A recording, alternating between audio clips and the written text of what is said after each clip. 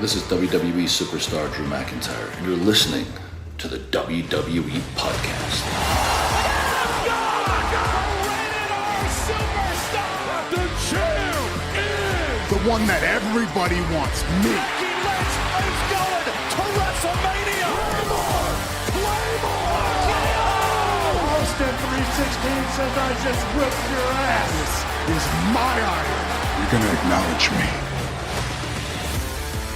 It's time for the current state of WWE on this Monday, June 12th, 2023, and we've got Anthony DeMarco with us live here to talk about what the heck's going on in WWE as we get closer to the Money in the Bank event on July 1st, about 2.5 weeks away or so until the event. A lot of qualifying matches, a lot of changes going on in WWE, and one of those changes that we're going to talk about tonight is kind of a large-scale change in the championship debacles that are going on, the championship rebranding, or however you want to phrase it. So, Anthony, how you doing, man? And what do you think about all this?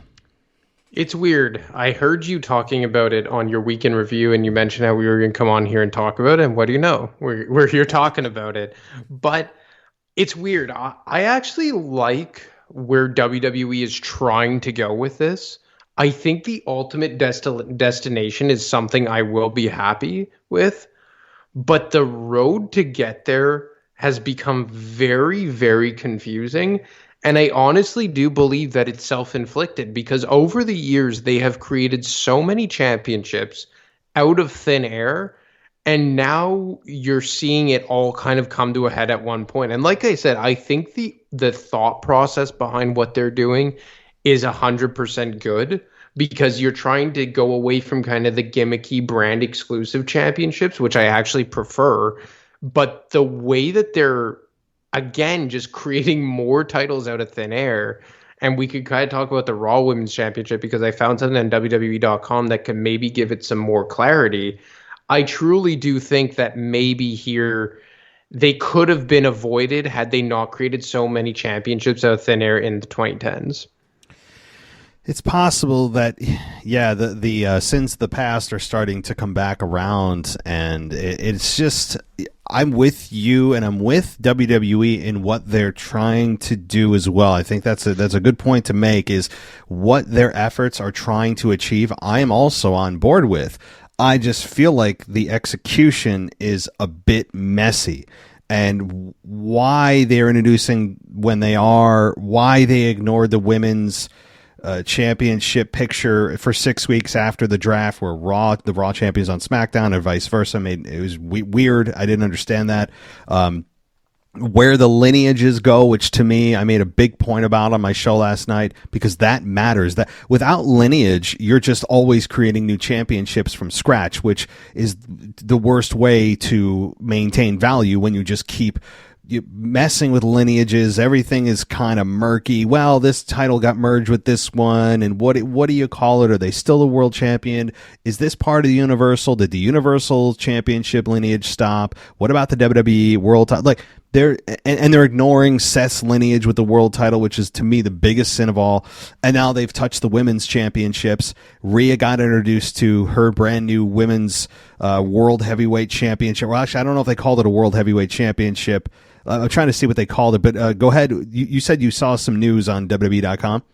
Yeah, so obviously Asuka relinquished the Raw Women's Championship and now owns the WWE Women's Championship. And if you go on WWE.com under the superstars, right under they have the championships listed. And if you scroll one scroll, I guess, for lack of a better word, to the right, they've replaced the Raw Women's Championship with, now it just says WWE Women's Championship, and it keeps the lineage all the way back to 2016, which is very important because if you remember, in 2016, they still had the Divas Championship, and it was at WrestleMania 32 in the triple threat match between Charlotte, Becky, and Sasha that Charlotte came out as the Divas Champion. And then that match was her defending the newly brought back Women's Championship. So it seems that they're just going back to that because that title just by default ended up becoming the Raw Women's Championship primarily because it had that red backdrop. So it was originally brought in as the Women's Championship and turned into the Raw Women's Championship. So it feels like they're just going back to that old name and keeping the lineage all the way back to 2016. So at least for that, again, they did a poor job of explaining it on television in real time, but it seems that at least the outcome for that is exactly what we would have hoped. Then, okay, this is good. This is something that encourages me that it's not just Vince McMahon pulling strings back there, because my thinking is that if Vince were in charge completely, that it would be, who cares? It's a women's championship. The fans don't care about those details. And Triple H seems to have listened more to the fans when it comes to logic. So that's encouraging. I like the fact that they have explained it. They could have, as you said, done a much better job on TV. If you just watched the SmackDown this past week, you would come away thinking, well, what the hell is going on? And by the way, why is Charlotte challenging Asuka for a belt that she just gave up in place of that new WWE Women's Championship? It was maybe just poorly executed on TV, but easily explained in text. So I'll give them that. But now on Raw, we have Rhea Ripley, who was introduced with the, let's see, I'm going to get the exact title. It's called the Women's World Championship, the new Women's World Championship. It was presented by Adam Pearce to Rhea Ripley. So this new Women's World Championship is in parallel with Seth's new World Championship. That said, I don't know if there's any articles on this yet. I'd imagine not. It just was tweeted out about an hour ago by WWE. So I would imagine that this new Women's World Championship is going to carry the lineage of the SmackDown Women's Championship as just being rebranded as the World Championship. We don't want to add heavyweight in there. It's just the Women's World Championship, which is fine. And then we'll only have 2 women's championships. How do you feel about that? Before I go any further, because it's just this thing spiderwebs. But what do you think about the Women's World Championship being rebranded from the SmackDown? I actually like it, to be honest, because I was never really a fan of the brand exclusive championships, primarily because of the draft. And it would limit what superstars could go to what brand. And, I've always liked the Intercontinental and the United States for that reason, that both titles were more or less interchangeable because they weren't exclusive to a specific brand. And if you went even the Universal and the WWE, like obviously they kind of pigeonholed themselves a bit with the Universal being debuted with a red strap and then turning to a blue strap. So that, even though it didn't have the name, it kind of had the look of being brand exclusive. But you looked at the tag team championships too. Not only did they look gimmicky, and I think you said looked like something from Toys R Us or Fisher Price, but they were exclusive to their specific brands. And, you go back to the Ruthless Aggression era, and you had the WWE Tag Team Championships and the World Tag Team Championships. And it's kind of been a long-standing way for WWE to differentiate some championships. Like now you have the WWE Championship. I know it still has Universal in there, but we all know, like the past 2 unifications, eventually the Universal name will be dropped, but you've always had the WWE Championship and the World Championship. And I just think it's a good way to differentiate them and not have yourselves married and locked in with titles having to be on specific brands. And it always made for good draft moments. Like remember arguably the most famous draft we ever saw in 2005. With the WWE Championship going to Raw and the World Heavyweight Championship going to SmackDown with Batista and John Cena flipping. So I actually like where the end game is here, which is why I've been a bit more lenient maybe than you. But I do agree that when you scroll now in WWE's championship history, there is just way too much. Like I'm going to assume that they're going to retire the SmackDown Women's Championship and just create the World Championship out of thin air. I hope they don't do this, but I'm assuming that's the case. But you're now going to have, if they actually do that, you're going to have 3 women's championships retired in the history of WWE, being the original Women's Championship, the Divas Championship, and the SmackDown Women's Championship. So I think that's when it gets very muddied. And we could even get into like the men's titles and the lineages there, because the retro show I did kind of ties into this as well. Man, there's just, this is why I just feel like it's unnecessarily complicated. And it's difficult to criticize when we all are on the same page, meaning you, me, WWE, what we're trying to accomplish, simplifying the championships and not making brand specific belts. That's all fine and well. I just think that if you didn't do that extra research, which I feel like we shouldn't have to, it should just be simply explained when it's being shown on TV, because most people won't go read that article. Most people, if you just watch the shows, will go, wait, so Like, what, is this new? Are they not pulling it? Why would you not want to keep the lineage of the belt? If you rename it, that's fine, but tell us that it's going to carry the lineage. It's one sentence and it's clarified. Wonderful. You're renaming it and rebranding it and it looks different, but you're carrying what it meant before you rebranded it. That is so important. And why they aren't doing that in any sense for the SmackDown, well, we don't know for sure, but I would imagine they're just kind of, yep, it's brand new. We're doing a cut and dry right here. Everything stops and we're creating a new women's world championship. I just think that it may be synced up with Seth's, and that's wonderful, and everything is cohesive, but you're not pulling for the most important part of this, which is the past. Who held it before? What did it mean? Otherwise, you're essentially burying and burying the history of what it meant and who carried it and why they carried it and why we cared that they carried it. I mean, I don't know. I'm just very caught up on the lineage, because otherwise it's kind of disrespectful, really, to just bury the rest of that championship with who held it and what it meant. I know we could even dive into the tag team division, which is what we saw on SmackDown here with Ronda Rousey. Well, actually, before I touch that, I'll let you, before we get into the tag titles, I'll let you respond to anything I said about the Rhea Ripley Women's Championship and really Seth Rollins as well. Well, let's look at Seth Rollins, right? So they have, and look at the semantics game they play on WWE.com. Seth Rollins right now holds the World Heavyweight Championship, okay?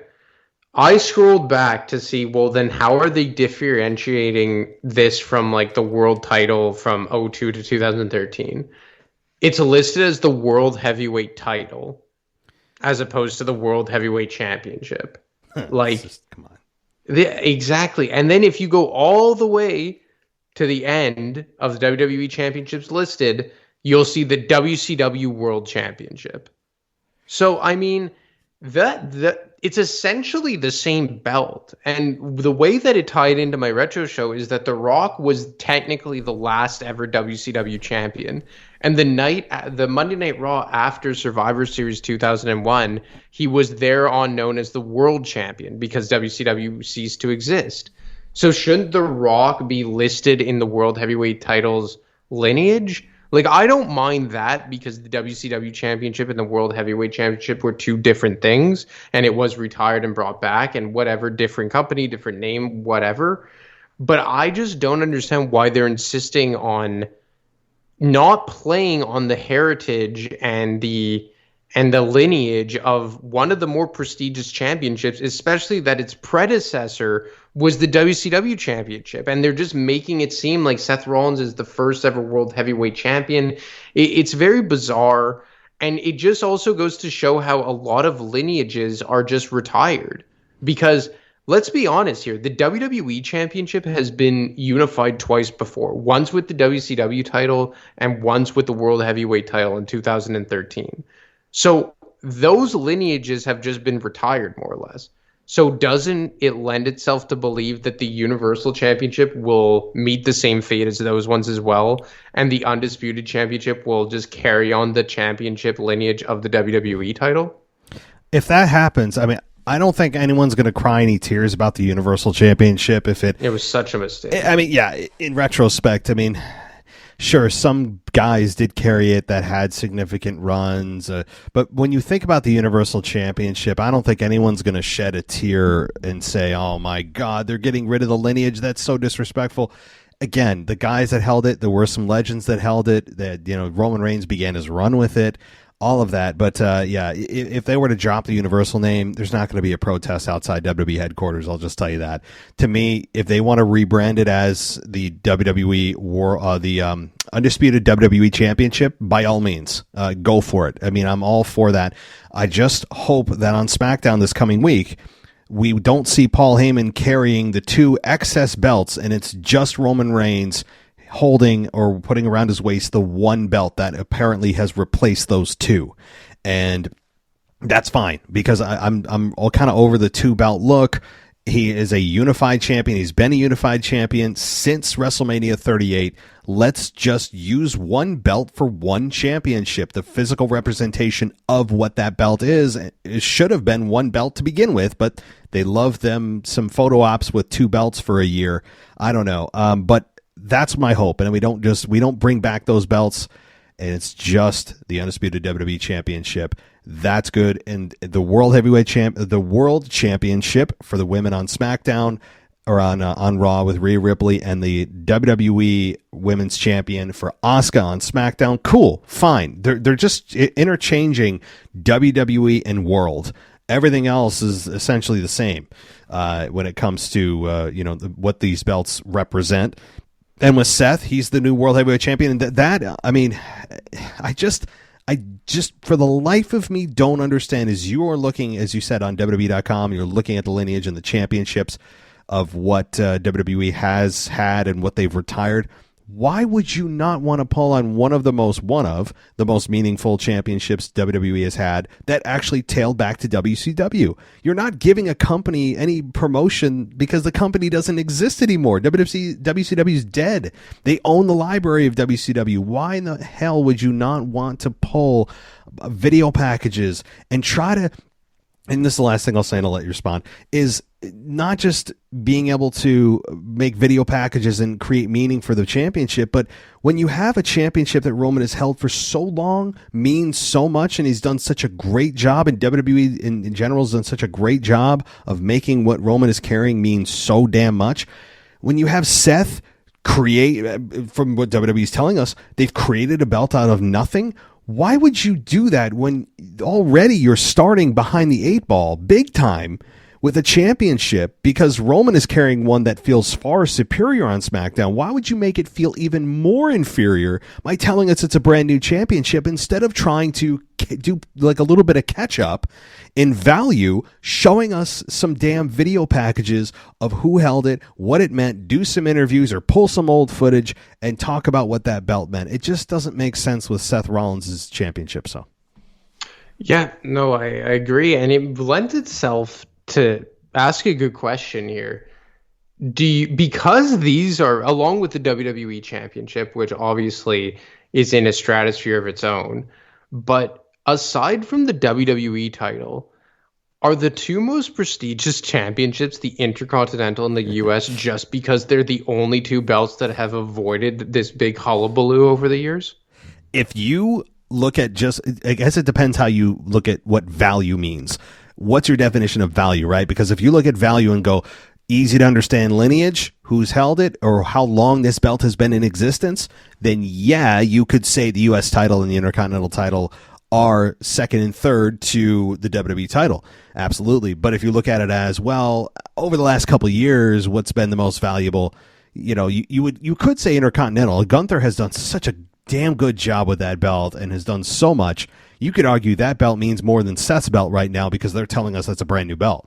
I mean, there's an argument to be made there. So, yeah, no, I would agree with that. It's just, I think that I always liked those belts because they were so interchangeable between the brands. And they're obviously, the US title goes back to the 70s in WCW, and the Intercontinental goes back so long. And it just goes to show that when you respect the lineages and the history of the championships, how much and how important it could be. And, if you equate it to like professional sports, like imagine just creating a new Vince Lombardi trophy out of thin air, and people were playing the Super Bowl for just a random trophy that had no lineage. Like, you would think that that's like a model they would want to follow, given that they are a simulated sport, right? Yeah, I mean, exactly. Like, what if they did that with the Stanley Cup, right? Like they did like the North American Stanley Cup. Like what? Yeah. What does that mean, right? Like it just keeping in tradition, keeping fans knowledgeable about who has held it before is so important, and it's being, I don't know if it's being overlooked or it's being disregarded, or I don't know what it is, but I don't know if they don't clear it up in some kind of TV on air, explanation very quickly about, who is what and what this championship means with a video pack. It doesn't even have to be a promo. It could just be a couple of video packages. Why they aren't going to do that. They are going to really, I think, muddy the waters down the line when they want to talk about lineages and, the top 10 title defenses for the world title. Well, which world title? Seth's, the WCW, the one from 02 to 13. Well, which one are we talking about now? Like, it shouldn't be that way. There should be very clear delineations of what championship is being absorbed into what lineage is being carried forward and what's not. It should be the number one priority, because we're told that the people that are here are supposed to be competing for these championships. That's why they're here, is what we're told. I don't know. I get all hot about it, but this is such a foundational piece of wrestling and respect and lineage and history, that when they muddy the waters and not seemingly care to explain what belt is going where and rebranding means what for this belt, like, I don't know. I'm sure I'm, talking over the heads of a lot of people that are, either casual fans or not. But any thoughts before I touch quickly on the tag team side of things? No. I think we've covered it. And I think the tag team titles are another thing that we could jump into, because I found something very interesting on WWE.com as well. Shoot. Well, I'm looking at like the Superstars page, and at the top you have the WWE champions, right? So you have the undisputed WWE Universal Champion with the new picture of Roman with one singular belt, which is good. Mm-hmm. Seth with the World Heavyweight, Asuka with the WWE Women's title, still has SmackDown's Rhea Ripley with the SmackDown title, whatever. But then you look at Kevin Owens and Sami Zayn, and under them, all it says is SmackDown Tag Team Champions. What? Yeah, so I don't know if this is an error, because I've seen errors on their website before. Like last week when I checked it, it said Seth frickin' Rollins World Heavyweight Championship instead of champion. So it could just be a typo. I've seen this before, but like now they're listing just one singular champion, and it says the SmackDown Tag Team Champions. And if you remember, the SmackDown Tag Team Championships were created out of thin air as well in 2016, much like the SmackDown Women's Championship when it became SmackDown Live with Shane McMahon and Daniel Bryan and all that. And they went back to the brand split after being non-existent for 4 or 5 years or whatever it was. So the Raw Tag Team Championship carries the lineage. Okay, and I know this is going to be confusing for people, so bear with me here. The original tag team championships WWE had were the world tag team titles. Those were the original ones all the way back to 2000 or into like the 1970s. And they eventually like went right through the Attitude Era. And in the Ruthless Aggression Era, they became exclusive to the Raw brand. That was the world tag team titles. That lineage was retired in 2010 when they unified with the WWE Tag Team Championships. Now, the WWE Tag Team Championships were created out of thin air in 2002 and became the brand they became the tag team titles of SmackDown, and that was held by like the APA, Too Cool, whatever.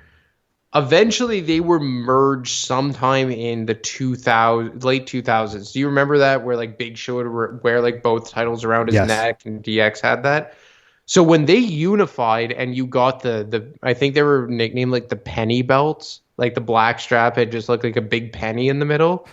It was like a kind of like a burnt like brown. I don't know if you remember those. Yes, I do.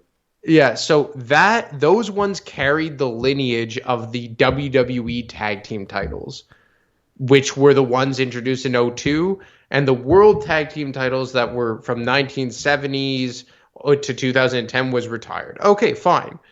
The penny belts, i.e. the WWE Tag Team Championships, became the Raw Tag Team Championships by just inherently when they did the brand split in 2016. So if you go on to WWE.com right now, under championships, the Raw Tag Team Championships, the lineage goes all the way back to 2002. So, and then they turned the strap from black to red to make it more brand exclusive, whatever.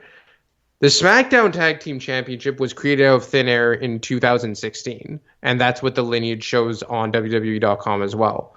So I'm wondering now if they're not going to split the tag team titles, if they are going to continue the lineage of the SmackDown Tag Team titles and retire the lineage of the Raw / WWE. I'm sorry this is so confusing. I hope I didn't lose you. No, you didn't. It seems like... Well, no. It's unnecessarily complicated.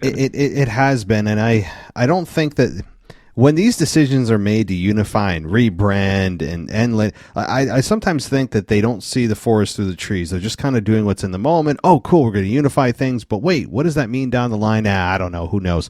It kind of feels like they're not thinking forward and they're doing what's in the moment.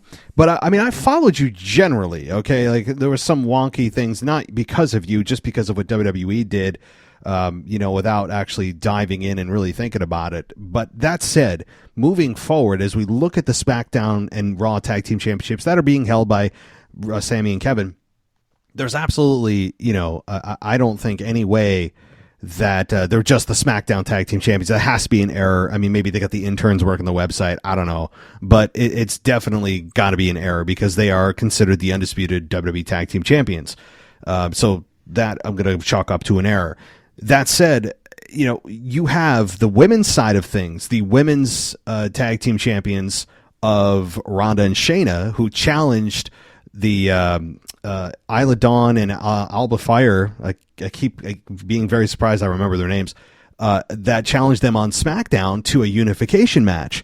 So that tells me that the women's tag team champions, or the women's tag team division, is getting a rebrand as well with new championships with one single belt. That's great. Simplifying is good. I can't imagine that they don't do the same thing for the men's side of things. If they went down to the depths of hell and went and cared about the women's tag team belts, which I'm sorry, guys, they've treated really badly and we all know it. If they actually went that far down and decided to rebrand the women's tag team belts, then I don't know how they don't do the same for Kevin and Sami's. I mean, because that is the undisputed championship belt. It makes sense. Why would that be the one championship that's unified that they don't touch?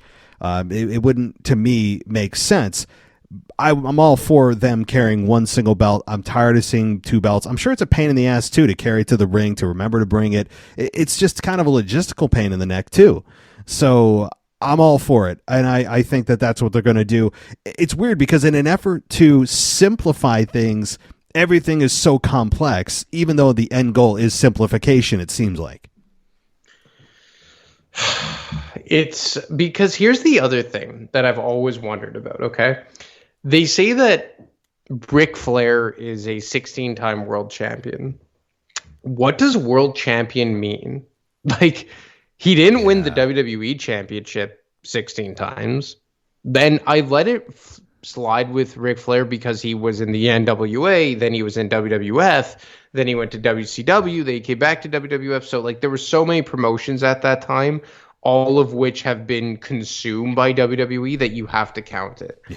But let's look at, like, a guy who's won all, like, I got to find the Universal. Like Braun Strowman, okay? He only ever won the Universal Championship in terms of, like, upper tier titles. Is he considered a one-time world champion? Brock Lesnar won the Universal Championship twice, I think. Does that count in his reigns as the WWE champion?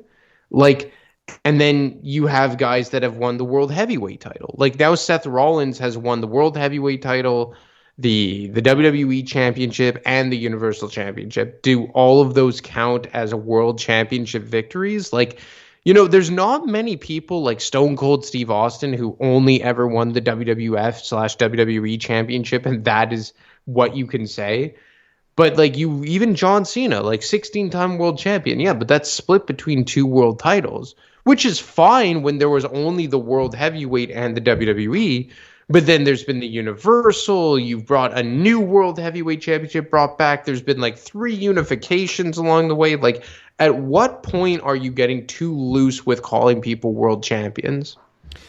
That is, those are logistical nightmares for WWE, because when you look at this, you could dissect Roman Reigns' current run like this and go, well, actually, he only just passed CM Punk as WWE champion. I mean, CM Punk's 434 days. Roman Reigns, I think, just recently passed that mile marker. So Roman Reigns technically is only a 400+ day champion, cutting, of course, into his 1,000, nearly, it was 1,050 days, whatever it is now. So yeah, you could really break it down, but you're right. They're trying to just generalize. They're trying to use as general language as possible of just like, you're right, world champion. Well, like you said, well, wait a minute. World champion would designate world heavyweight championship or world championship. WWE is not considered a world heavyweight championship or a world championship. So are they disqualified? I think what they should do is probably just come up with either just a heavyweight champion, because I guess you could add heavyweight champion to either belt, any of the belts that they have. You have to be, not that they do weight class, but heavyweight champion may cover the bases, or just champion. But then what if they were tag team? What if they, like, I know what they're trying to do is they're just trying to like meld everything together into one big pot and go, well, they were WWE and world heavyweight and this and that, undisputed, but we're all going to count it as one. And it's like, well, then if you're going to count it as one, why are we separating the belts? I mean, you could get into a real rabbit hole with this. And I understand the effort. I understand the goal of when they use the world heavyweight or the world champion language. I always hear that and I go, even Michael Cole, I think two weeks ago on SmackDown, when Roman Reigns came out, said that Roman Reigns has been the longest reigning champion. He only went and used the word champion in the last 35 years in WWE. I think recognizing that, well, he's been a champion, but it depends on what belt we're talking about. So yeah, boy, could you go in the rabbit hole on this. It's crazy, and like, you don't want to have to think this hard. And that's why when you just had, okay, like, let me ask you something. Like, this is something way off topic, but like, do you think that the world heavyweight title, like the old one, because obviously the new one is not just, it's its own thing, but do you think the old world heavyweight title should carry the lineage of the WCW championship? If that's where it came from, yes. Why not? I mean, I think that anytime you could add length to a championship, it adds value instantly. I mean, that's the point of carrying any championship. Think about any professional sports. We just talked about the Lombardi Trophy, right? We talked about the Stanley Cup, all that. What it means so much more when it's been around longer. Just inherently by existing longer, it means more, because it has stood the test of time. You're talking about legends from, my God, the 1960s, 70s, 80s that you could point to and like, man, yeah, Roman Reigns is champion now, but it's crazy that back in, 1970, whatever, like Buddy Rogers held it and Hulk Hogan held it and Andre the Giant. Isn't that cool? It'd be very difficult now to draw a straight line from the championships they held to the one Roman Reigns is holding. It's very difficult, and we shouldn't feel that way. So I think anytime you could add length to a championship and existing longer, I mean, I can't say it any more plain than that. It instantly means more. Yep. No, I would agree. I would agree with that. It's just, it's crazy, like the unnecessary spider web of nonsense that WWE has created from this. It is, and yet at the same time, we agree with what they're trying to do. It's weird. Like I'm all for congruency, not color coding their stuff to match the brand. That way, when you have another draft, you don't have to worry about switching belts and having any weird ceremony, because there's no need to. You can just carry the belt with you. That can go away, and having unified championships, one belt instead of two, because it's one championship. All that's great. But I think what they're not doing and following through on is the follow through. It's exactly that. They're not following through on explaining what lineage is going to be carried with what championship. I think that's important. And the article you read to me earlier in the show, I like that. It's encouraging. It means that they care about those things and that I, as a fan, care about, and I think others do too. So it's not about the goal of what they're trying to do or even the look. I honestly don't care that much about the look. It's just simplification and just explaining to us. Just a simple explanation of, okay, WWE's lineage is going to go through here. If you want to keep the Universal, okay, Roman can, I guess, carry 2 lineages, fine, whatever. But they don't bother to explain that half the time, and that's what I have a problem with. It's you could literally, like, it's exhausting. Like, I'm looking at all the championships they have retired right now. Like, it's exhausting. Like, the cruiserweight title that they brought back in 2016 for 205 Live, that purple belt, like, I think it's just evaporated into thin air. Like, I literally can't even find it.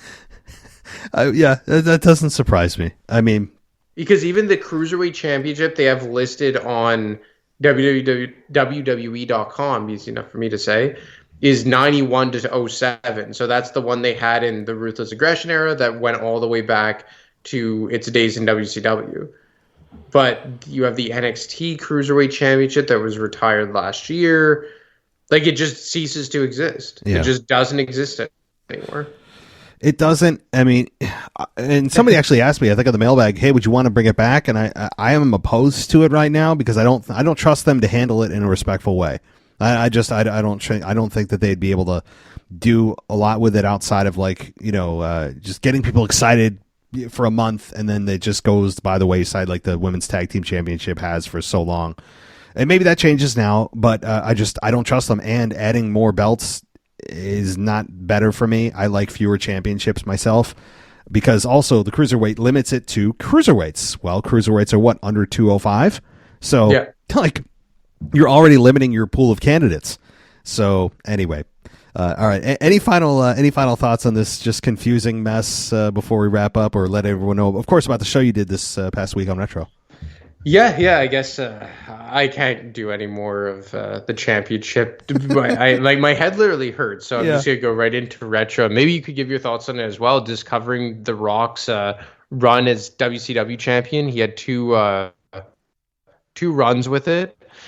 From August of 2001 until December of 2001, obviously was involved in that winner-take-all match at Survivor Series 2001 and did lose it to Jericho when Jericho became the first ever undisputed champion. But it just goes to show, like, it's that's another world title victory for The Rock. I think he's technically a 10-time world champion between the WWF title and the WCW title. But I don't think it's a period of time that many people talk about a lot for The Rock, because that was probably like the last calendar year of him as like a full-time guy, or maybe a bit before that. I think that from mid 01 until early 03 was kind of like his swan song, and he would like come back and then leave for a bit and then come back and then leave for a bit until he eventually just completely left in 03. But yeah, do you remember anything from that run for The Rock? I remember his programs with Booker T. I remember that. But honestly, it's funny you mentioned that, because I had a lot of people message me about the show and go, oh my God, I forgot The Rock was WCW world champ. Like, the people had forgotten it. It is a forgotten run on the most popular, one of the most popular superstars of all time. And it's a forgotten run, especially even during one of the hottest eras of all time. It's really kind of amazing that this run, couple of runs, as you said, kind of went by the wayside and inadvertently, not on purpose, but just for some reason or another was swept under the rug in the history of WWE. Like, oh my God, that's right, I forgot about that. I had people message me, I'm like, yeah, isn't that weird? Like, it's not something that you think about a lot. It's not a run or runs that you think about a lot. But yeah, the winner take all. Of course, I remember the Jericho loss, and Jericho still to this day talks about how he's the only one to beat Stone Cold and The Rock in the same night. It is hilarious. It's quite the flex. It really, I mean, it is. I would never let go of that either for the rest of my life, and I totally get why he does it. And it's something that he just hammers home, and it's hilarious to hear, but it's true. And I remember watching it, going, what the hell is going on? How does he beat both of them in the same night? Anyway, yeah, I remember that very vividly, and yeah, very well done. And guys, check it out. Check out the retro show this past week. As you said too, it is one of the topics that will make your brain explode. It's proven by studies. Okay, studies have been done on this. It's true. Your brain will you will at the bare minimum have an aneurysm. So I would advise against thinking too much past 5-10 minutes on this topic, because it is, and I'm feeling it now. I'm just like, I can't anymore. I'm just going to accept it. And, you win, WWE. Okay. I'll play your game. This must be their goal in some form or fashion. Yeah. Maybe it's the method to their madness. They know that the fans are just going to go, wait a minute. So wait, what? And I'm imagining somebody with like a war room with like, the string attached to like all over the room to like different points. Like that's how my brain feels with this. And they're going to go, they're sitting there like, rubbing their hands together like, mwahaha. Like they know, right? Like, and the fans are just going to F it, whatever. Sure. They're world champion. They're WWE champion, whatever you want to call them. Just let's move on. Yeah. I just can't believe that they evaporated the Cruiserweight Championship. Like it's not even in retired belts. Like you could literally find the light heavyweight title, the European title, the hardcore title, the $1 million championship, everything, but you will not find the WCW. You will find the WCW. You will not find the Cruiserweight Championship from 2016 with the purple strap. That's almost hard to believe. Really. It's not a championship that people exactly think about a lot, but it had. No one cares. But. Yeah, but there was a time when it felt important. It did. Even recently, before they retired it in what you said, 2017. Because they moved. Because 205 Live was on Raw, and then they moved it, I think, to NXT. I remember when they had like. You know what I remember from that title is when Neville had his King of the Cruiserweights run. Yes. Yeah, that's so fun. It's the only thing I remember too. Yes, Neville. He was sick. They had, I think his name was Tony Nese, who I believe is AEW now. There was the guy who was he was a commentator, and then he went back into the Cruiserweight division. Was it, I forget, he used to wear the sunglasses. But Austin something, could it be? Anyway, I forget what it is. But it was very short-lived. And aside from Austin Aries? I remember they brought back the Brian Kendrick, actually. Yeah. Austin. I think it's Austin Aries. Am I wrong on that? Austin Aries. Yes, you got it. You're pulling from a deep part of my brain right now. Like it's but no, yeah. And it's these are the memories I have not pulled out of my head since they did this, like 7 years ago. So yeah, I don't know. Again, I don't think they'll bring it back until they have a real plan for it. I don't trust them to manage it in a way that makes it feel important. I don't. They have trouble with that at times with their top belts, much less, bringing another championship into the picture.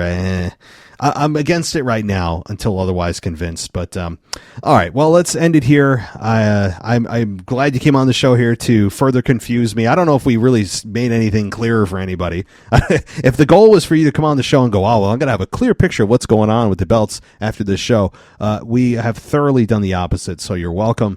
But Anthony, of course, thanks for coming on, man. Did you want to plug your Twitter or anything? Yeah, you can find me at AdaMarco25. Don't mute it like Matt did. I'm just kidding, buddy. Yeah. But and always you can find me here every Friday for WWE Retro. Yeah, very good. Yes, true story, guys. I just realized before the show that I had him muted for months, and I have no idea how or why. I'm not kidding you. And I was like, what? He never tweets. Like, I don't know what's going on. And sure enough, I had him muted for. I really don't. I don't know. I don't know. That's what I'm gonna. That's my story. I'm sticking to it. All right. Thanks so much for coming on, man. I will talk to you next week. Yeah, man. Take it easy. Thanks for listening to the WWE Podcast. Don't forget to subscribe on your favorite podcast app so you don't miss a show, or head to WWEpodcast.com. And for all of these shows ad-free, head over to patreon.com/WWE Podcast. Until then, we'll see you next time.